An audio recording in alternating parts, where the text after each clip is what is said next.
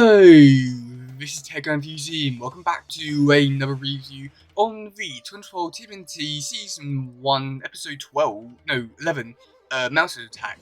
And this episode was pretty interesting, but for me it's always been a bit of a down, or really annoys me with this episode, just due to what it contains, and it's really just frustrating for me. I don't know what it is, it's just, I'll probably explain it further in the video. So we should actually get on with the video, shall we?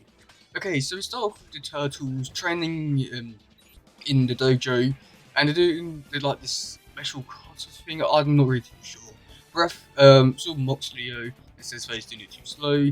So then of course they get into a big fight, which yeah, because I don't know, this all seems a bit out of place for them to just start fighting randomly. Our Spencer jumps in and basically stops them from fighting a bit more and tells them that they should team up and go against Donnie and Mikey. And it goes down for Mikey and Donnie because they get beaten up quite badly by Leo and Raph, just due to them being more skilled, shall we say. Yeah. So we get the little intro for this season, or for the season. Yeah, going to big cabin there, and then we get to see Dog Pound with Shredder, and Shredder tells Dog Pound that with his new skills he should be able to find the turtles now more easily in that, and he's giving him another chance because, well, he's only had like 2 other chances before, so nothing too big deal. And Dog Pound mocks Fish Face again, saying, "Oh, have you like your only purpose here is for when Shredder gets hungry." Yeah, okay. So we come back to Lair, and Leo's watching more Space Heroes. Yeah, I wish I could say much more than that. April comes in, says that her phone has been stolen by Pearl Dragons, so tells go after the Pearl Dragons to try and find it. The team up will find out where the Pearl Dragons are. They decide to take on the Pearl Dragons to fight them, and Leo and Raph have been idiots here, and so I take on the Pearl Dragons that Mikey and Donnie are facing. Just, I don't know if it's like to prove that they are more skilled or if they're like weak or something like that. But it really just makes them look like jerks and all that. And you know, it's weird, I guess. But then the turtles find the phone, but then the mouses start to attack, and this is where the 2 teams split up. Mikey and Donnie go after the Pearl Dragons to try to retrieve the phone. Meanwhile, Leo and Raph go after the mouses. So I'll probably talk about the two of them separately, not in like chronological order how they're shown in the episode, just so that I can just wrap it all up into one big thing at the end. So Leo and Raph go after the mouses. They find Baxter Stockman, and Baxter Stockman sprays them with some gas that make the mouses go after them, and then the turtles run across the city trying to defend themselves from the mouses. And they try to wash it off, but it doesn't work. They do all sorts of stuff from the streets to the rooftops, and then they eventually run into Donnie and Mikey. Now this bit was okay. It's quite cool to see like the big threat that the mouses possess, other than like the other versions where like they were just there, they didn't really do much, and it's quite interesting to see like the turtles were actually had a bit struggle with fighting mouses, which I thought was quite cool to see.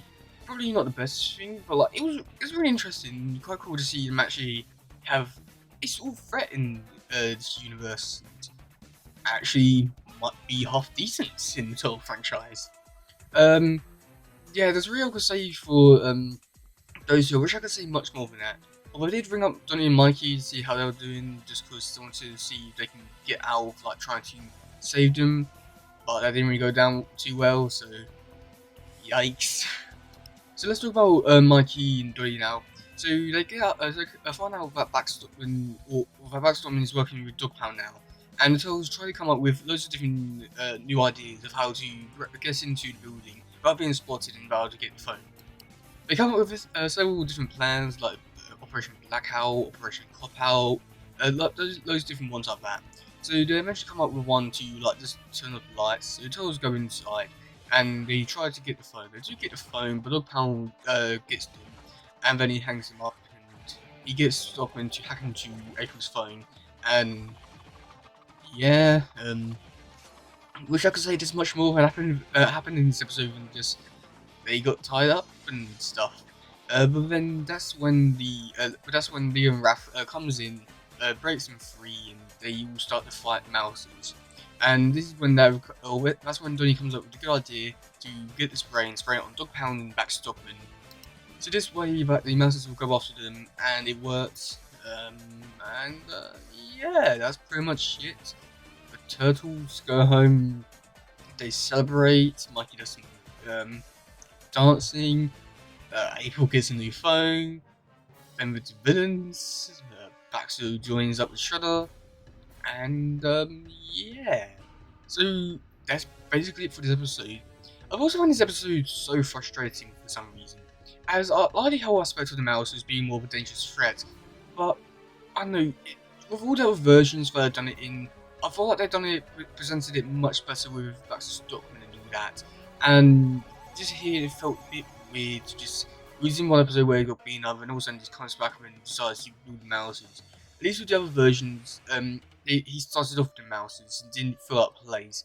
I also mentioned that most of the other versions sort of followed in the same storyline, sort of in a way, with them going after April and sewers and stuff like that. It's really frustrating, I guess, in that sort of aspect, but you know, it is what it is. And then another thing which I found, I thought it was quite cool to see the turtles split up in their different ways, as I feel like it gives time to show off their character interactions with the other characters and stuff like that. But at the same time, I do feel like it was sort of trying to do two stories in one, which I know that it was trying to do, and it did it in a good way. It's just that I felt like it was trying to do something more than what it was trying to do. And then even in like these two stories, and like in these two stories, they just didn't really feel expanded enough to fill up the whole episode, and it was like very quite rushed.